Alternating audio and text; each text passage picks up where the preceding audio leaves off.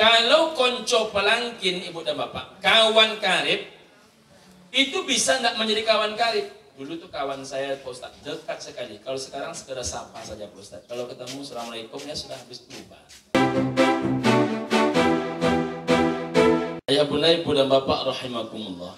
Ada beberapa hal yang ingin saya sampaikan. Pertama, Nabi SAW bersabda, Bismillahirrahmanirrahim, As-sadaqatu bi'ashratin. Sedekah itu kata Nabi nilainya 10. Wal qardu, meminjamkan uang tidak berbunga, kata Nabi SAW, bisamaniyati asyar, nilainya 18. Wasilatul ikhwan, menyambungkan tali persaudaraan, kata Nabi SAW, bi'ashrin, nilainya 20.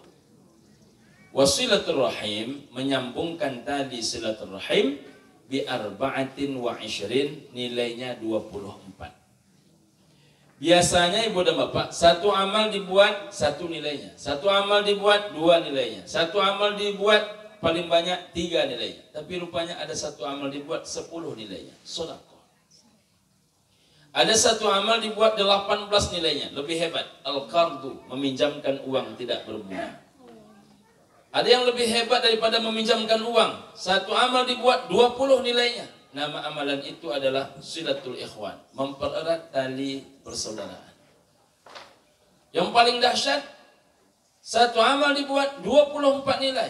Nama amalan itu adalah silatul rahim, mempererat tali silatul rahim. Ibu dan bapak, pertama sedekah. Sedekah itu hal yang paling banyak disesali oleh setiap orang sakaratul maut dan setiap orang mati. Qala rajulun, bertanya seorang laki-laki kepada Nabi, Ya Rasulullah, wahai Rasulullah, kata dia, ayyus sadaqati a'zamu ajra, kapan sedekah itu paling besar pahalanya? Kata Nabi, anta saddaqa, bersedekahlah engkau, wa anta sahihun, dikala badanmu sehat.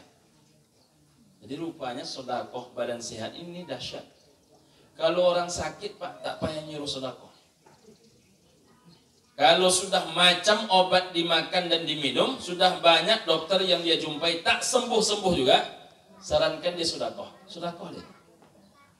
Itulah Pak Ustaz, dan macam mana penyakit saya nih Pak Ustaz, kata dia. Dan macam obat dimakan dan macam obat diminum tak sembuh juga. Coba Pak, rutinkan sedekah pagi, sedekah dia.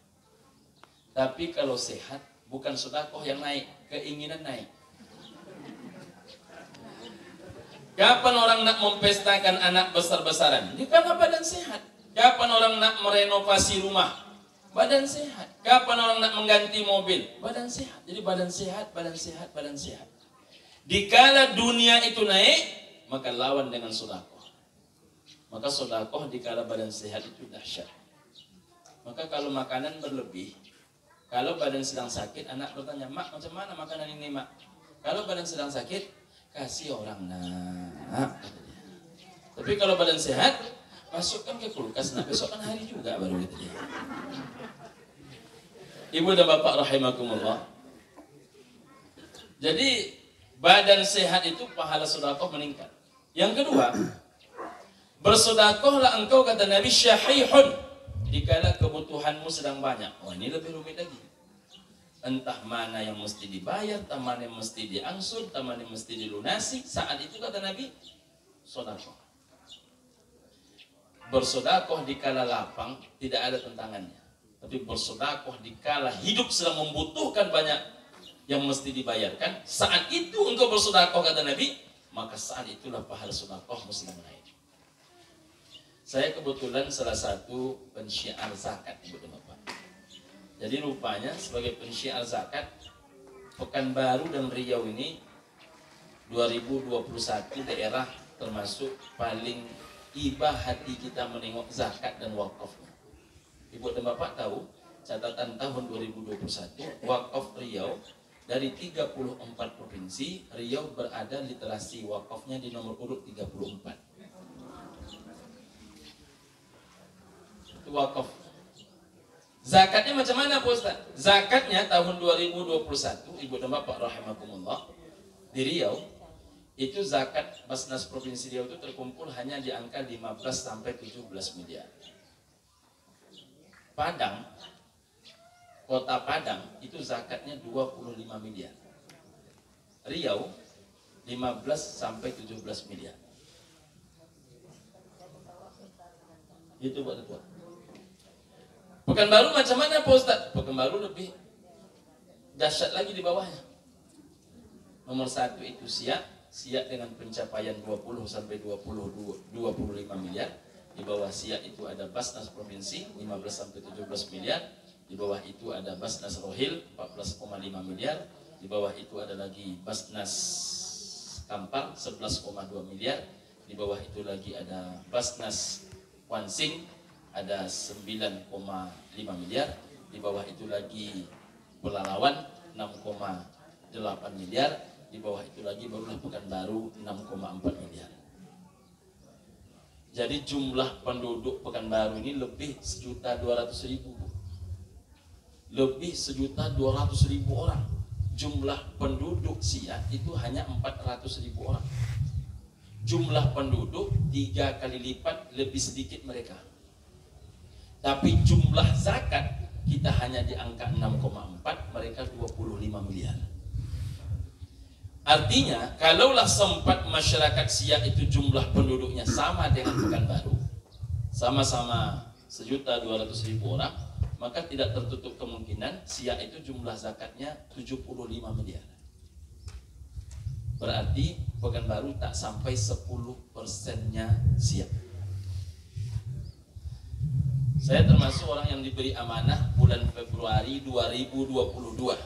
Jadi baru 11 bulan lebih Ibu dan Bapak, ini yang kita gerakkan. Alhamdulillah dalam 11 bulan bekerja, pencapaian peningkatan kita pertama terbaik di antara seluruh kabupaten kota seprovinsi Riau terhitung Desember kemarin. Dalam 11 bulan bekerja kita bisa menaikkan 43% dari 6,4 miliar menjadi 9,2 miliar.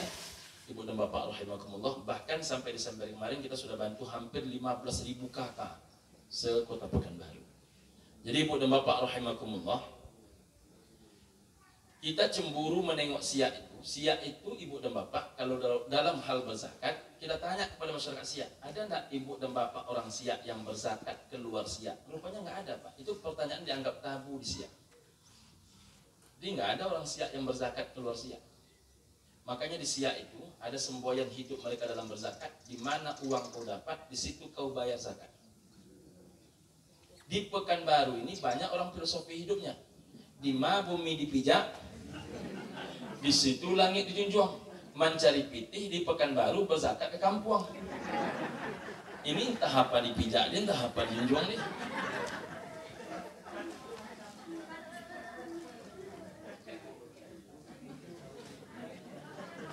Entah apa yang dipijak dia, entah apa dijunjung dia.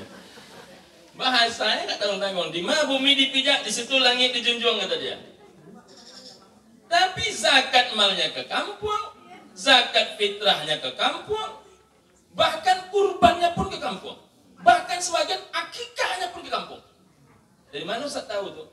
Saya ke Dayun belum lama ini Pak Haji, saya ke Dayun, saya tanya di Dayun, masjidnya Masjid Al-Munawwarah. Ada warga Dayun, warga jamaah Al-Munawwarah yang berzakat fitrah di luar Al-Munawwarah. Heran orang itu bertanya, maksud Pak Ustaz, kata dia. Maksud saya, ada enggak jamaah sini yang berzakat di luar masjid sini zakat fitrah? Mana ada Ustaz, kata dia. Coba cek syuhada kami langgeng Pak Haji. Perlu dicek itu. Karena saya tanya beberapa masjid Pak Haji, berapa kakak di sini saya bilang?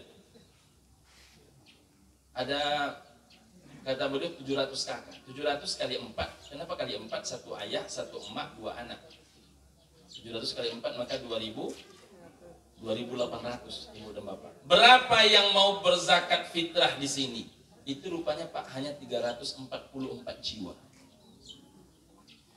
Saya tanya lagi di Jalan Paus, berapa kakak di sini? 200 Pak Ustaz. Kali 4 800. Berapa yang mau berzakat fitrah di masjid ini? Hanya 173 orang. Duit zakat fitrah itu Pak hanya 37.000. Itu pun dibawa juga ke kampung. Macam mana kita mengajak dia berpikir? Ini agak lain pandangan nampak saya tengok. Ini saya tak menembak siapapun juga ini. Yang lebih dahsyatnya ibu dan bapak, bahkan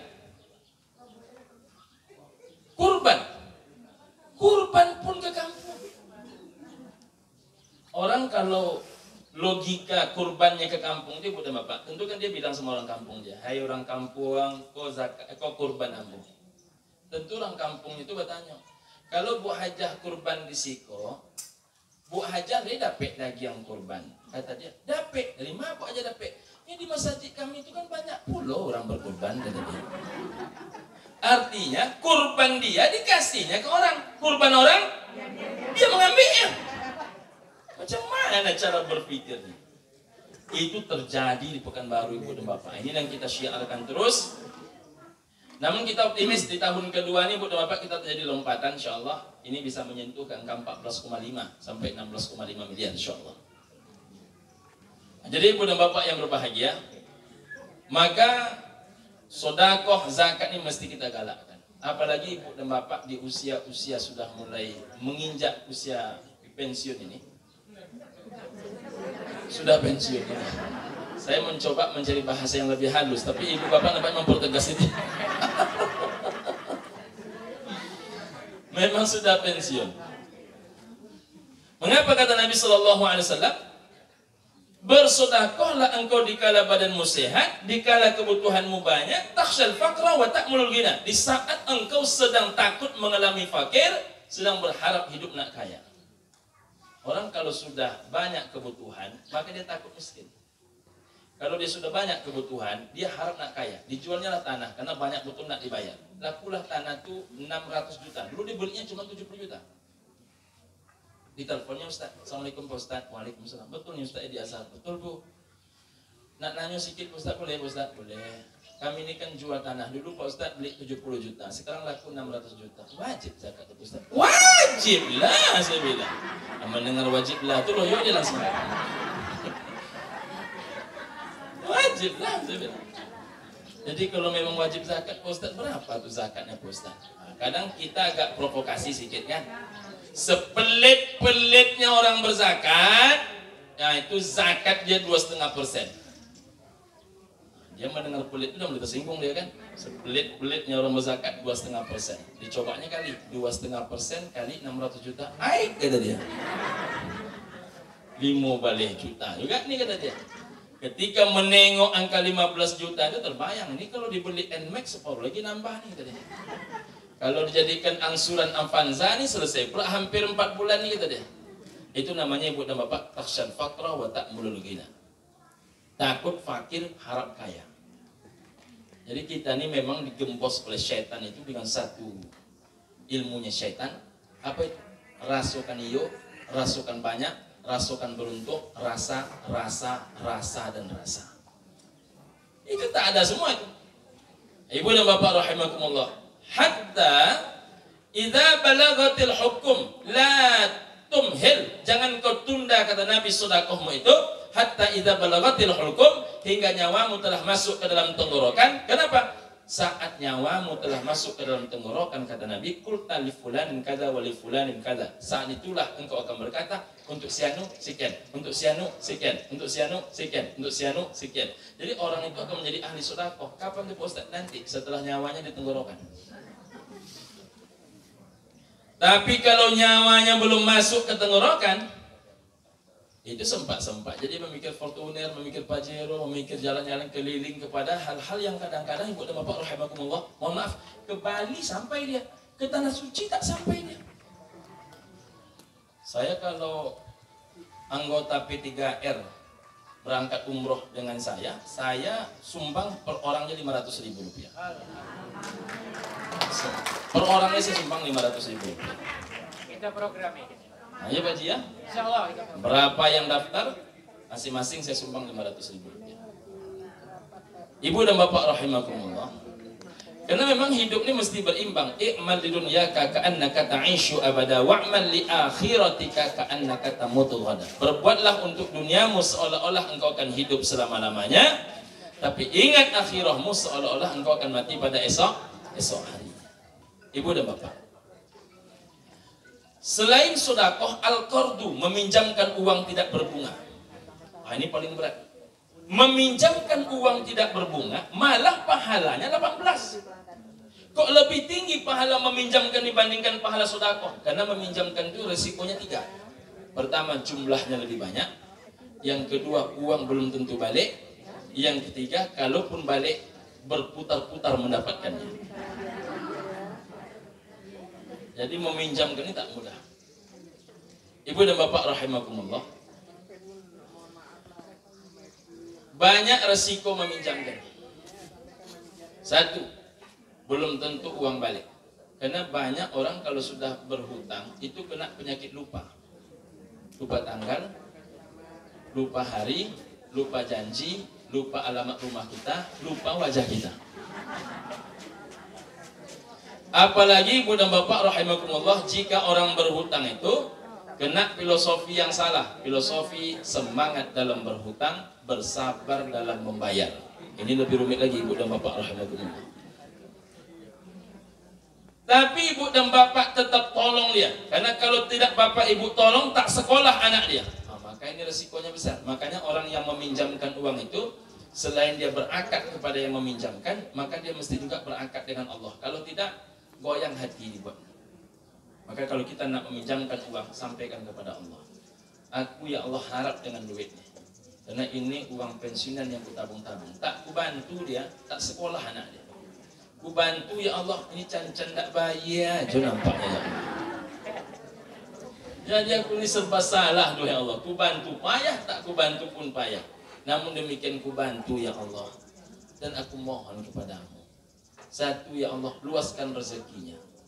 Yang kedua, bukakan pintu hatinya untuk membayarkan hutang kepada aku. Yang ketiga, andaikan dua-duanya tak engkau kabulkan ya Allah, maka datangkan aku rezeki pengganti jauh lebih baik daripada yang kupinjamkan. Nah, yang ketiga, yang berat orang melakukannya. Tapi payah biasanya ketiganya. Mengapa demikian? Kalau tak dibayarkannya juga, ganti dengan harta lain yang lebih baik ya Allah. Itu yang lebih baik, yang lebih berat. Apalagi kalau habis dia minjam duit, dia berangkat umroh pula, sekeluarga pula. Nah, itu yang lebih berat. Ibu dan bapak, ayah bunda rahimakumullah yang saya muliakan, maka meminjamkan itu pahalanya 19. Tapi pahala 18. Pahala meminjamkan itu kalah oleh silatul ikhwan. Apa itu silatul ikhwan? Pertemuan, perkumpulan, persaudaraan, menjalin tali persaudaraan. Seperti yang dilakukan oleh P3R.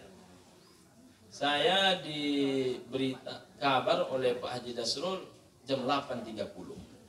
Saya pun sudah telepon jam 8.30 itu sudah telepon dia, Pak Haji, saya sekarang di Jalan Arengka.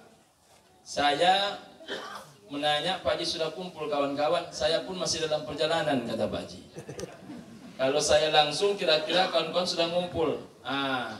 Agak jam 9 lah Pak Ustaz. Jam 9 kurang. Saya bilang, kalau gitu saya ngisi manasik dulu sebentar. Nanti kalau sudah ramai, saya datang. Ibu dan bapak rahimakumullah.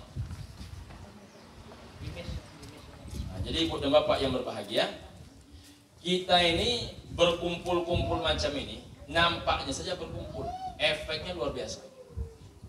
Maukah engkau dipanjangkan umurmu, diluaskan rezekimu, kata Nabi, maka obatnya apa? Silaturahim. Jalin tali persaudaraan. Saya ibu dan bapak punya jamaah umroh unik. Sampai di Mekah jadi kejar hantu. Saya beberapa kali menemukan kasus-kasus membawa jamaah unik-unik. Jamaah tak nampak Ka'bah. Jamaah kemudian jatuh tiap sebentar. Jadi saya punya pengalaman baru 17 kali ibu dan bapak ke Tanah Suci ini. Dari 17 kali ini ada beberapa kali yang unik-unik. Nah, salah satu yang unik itu adalah bapak tadi yang sampai di sana dia dikejar-kejar hantu. Apa kata dia? Saya dikejar hantu Pak Ustaz. Nggak ada hantu Pak Haji sebenarnya. Ada Pak Ustaz. Saya dikejar-kejar. Tapi aneh loh, hantuku kok keluar gambu sesadu Ustaz. Lalu kata istrinya berbisik kepada saya, abang ini kasar Pak Ustaz. Abang ini kasar. Kepada adik-adik kami itu Pak Ustaz tidak ada harga Pak Ustaz. Rupanya di situ Allah tengokkan. Tapi dia merasakan sakit ibu dan bapak. Kita ini kan tak berpengalaman dalam ilmu perhantuan. Obatnya kita bawa ke rumah sakit. Saya bawa ke rumah sakit ibu dan bapak, saya kena marah sama dokter. Mafi maret, gitu dia. Mafi maret, tak ada sakit, tak ada sakit, tak ada sakit tadi. Ini tak sakit sama sekali tadi. Jadi macam mana dok? Jamaahmu ini suruh pulang kata dia. Nanti sampai di tanah airmu suruh dia hadir pengajian, suruh dia hadir pertemuan, suruh dia hadir perkumpulan. Macam itu dok. Iya. Rupanya ibu dan bapak rahimakumullah berkumpul-kumpul macam ni menghilangkan segala, mohon maaf nih, hal-hal yang menyesak di dada. Rupanya kalau kita jarang berjumpa dengan orang, prasangka muncul. Maka ibu bapak sering-seringlah berjumpa.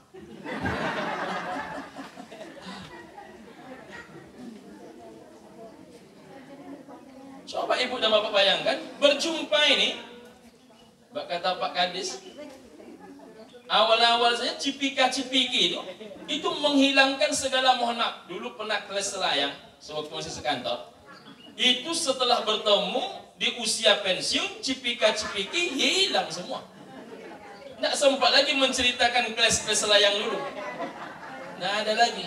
Yang ada itu cerita masa depan, cerita di usia tua saja lagi kan. Macam mana sekarang cucu, itulah nih ambo, memang itulah yang payah ambo kemana-mana nih. Ambo cucu yang menjaga itu berampek nih.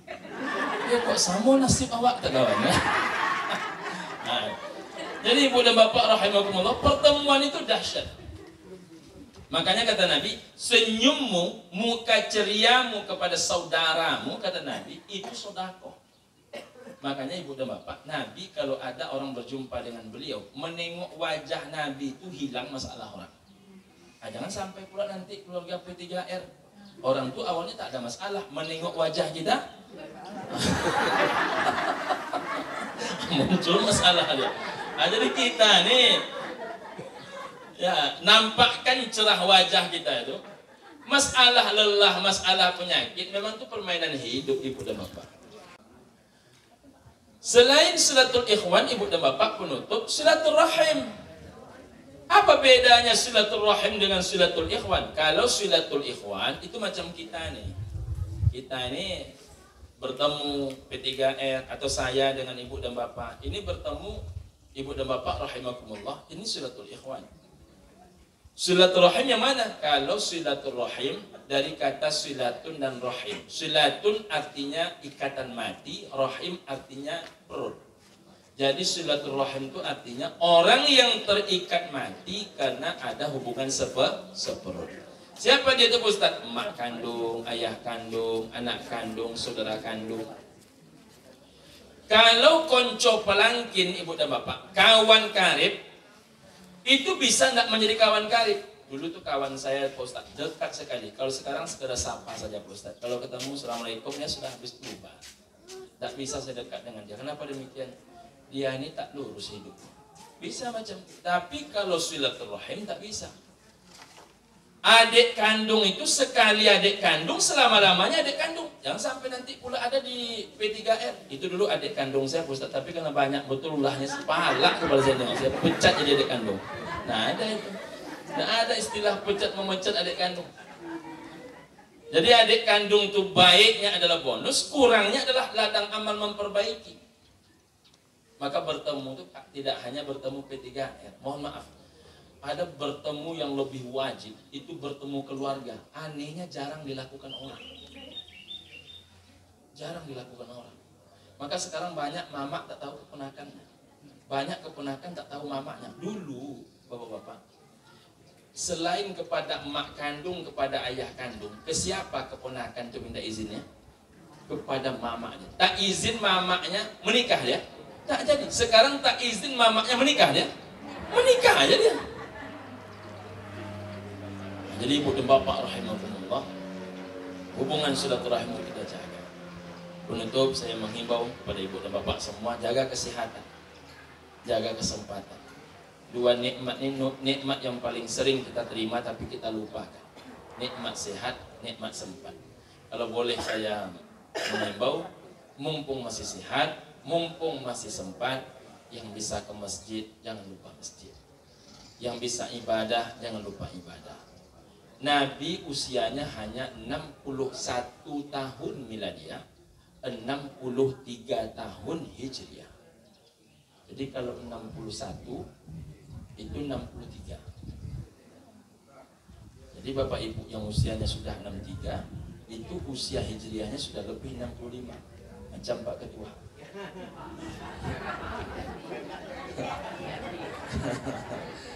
Nah, jadi hidup ini sebentar betul, singkat sekali. Banyak kawan seangkatan kita yang telah tiada. Saya lahir tahun 78 Ibu dan Bapak. September 78. Saya seangkatan dengan UAS, tapi UAS di atas saya umurnya. Tapi seangkatan kami Ibu dan Bapak sama-sama kuliah. Tapi seangkatan kami itu sudah banyak yang berpulang ke rahmatullah. Jadi kalau seangkatan saya yang usianya 44, 45 telah banyak yang berpulang ke rahmatullah, apalagi yang seusia Ibu dan Bapak. Maka mulailah mempersiapkan bekal. Wa tazawwadu fa inna khairaz zadit taqwa. Sebaik-baik bekal adalah berbekal dengan takwa. Itu rasanya yang saya sampaikan Ibu dan Bapak. Saya tak panjang menyampaikan. Saya minta maaf tadi saya salah alamat karena mobil saya terkurung di travel, nggak bisa keluar. Ibu dan Bapak, saya pakai motor adik-adik ke sini. Terima kasih Ibu dan Bapak rahimakumullah. Kita tutup dengan doa. Na'udzubillahi minasyaitonirrajim. Bismillahirrahmanirrahim. Alhamdulillahirabbil alamin. Allahumma shalli ala sayyidina Muhammadin wa ala alihi wa ashabihi ajma'in. Allahumma ya Ghafur, ampuni kami, ampuni ayah bunda kami, ampuni suami istri, anak cucu qarib kerabat kami. Pimpinan-pimpinan kami, ulama-ulama kami, siapapun orang yang pernah berjasa dalam kehidupan kami. Tunjukkan kepada kami, Duhai Allah, yang benar itu adalah benar. Berikan kekuatan kepada kami untuk mampu mengikutinya. Tunjukkan pula kepada kami yang batil itu adalah batil. Berikan kekuatan kepada kami untuk mampu menjauhinya. Allahumma ya Salim, selamatkan kami. Selamatkan iman dan akidah anak-anak kami. Selamatkan kehidupan kami. Ishkariman au mursyahidan. Hidup mulia mati syahid. Izinkan kalimat terakhir dari lisan kami adalah La ilaha illallah Muhammadur Rasulullah. Duhai Allah, Zat yang maha mendengarkan segala keluhan. Hanya Engkau lah yang mengetahui seluk-beluk hati kami. Hanya Engkau lah yang mengetahui segala aib diri dan kesalahan kami. Ampunkan ya Allah segala kesombongan, segala kekhilafan, segala takabur dan riak di hati kami dalam beribadah kepada Engkau ya Rabbana ya Rabbal Alamin. Walaupun dosa kami banyak ya Rabbal Alamin, jangan masukkan kami ke dalam api neraka-Mu. Izinkan kami mendapatkan ridho dan syurga-Mu ya Rabbana ya Rabbal Alamin. Duhai Allah, jadikanlah anak-anak kami anak-anak yang saleh dan salihah, permata hidup dan kebanggaan jiwa. Jadikan mereka ya Allah pemimpin buat orang-orang yang bertakwa. Lembutkan tutur kata hati mereka kepada kami. Jadikan setiap tutur kata mereka menjadi penyejuk dalam jiwa kami. Dan jadikanlah kami orang tua teladan buat mereka ya Rabbana ya Rabbal Alamin. Jadikan rumah tangga kami sakinah, mawaddah, warahmah, sebagaimana Engkau bahagiakan rumah tangga Nabi Adam dan Hawa, Nabi Ibrahim dan Sarah, Nabi kami Muhammad sallallahu alaihi wasallam dan Siti Khadijah. Rabbana atina fid dunya hasanah wa fil akhirati hasanah wa qina adzabannar. Walhamdulillahirabbil alamin. Ibu dan Bapak, saya pamit. Saya nak kembali ke travel. Ibu dan Bapak rahimakumullah, karena ada informasi yang mau saya sampaikan kepada jemaah. Terima kasih. Assalamualaikum warahmatullahi wabarakatuh.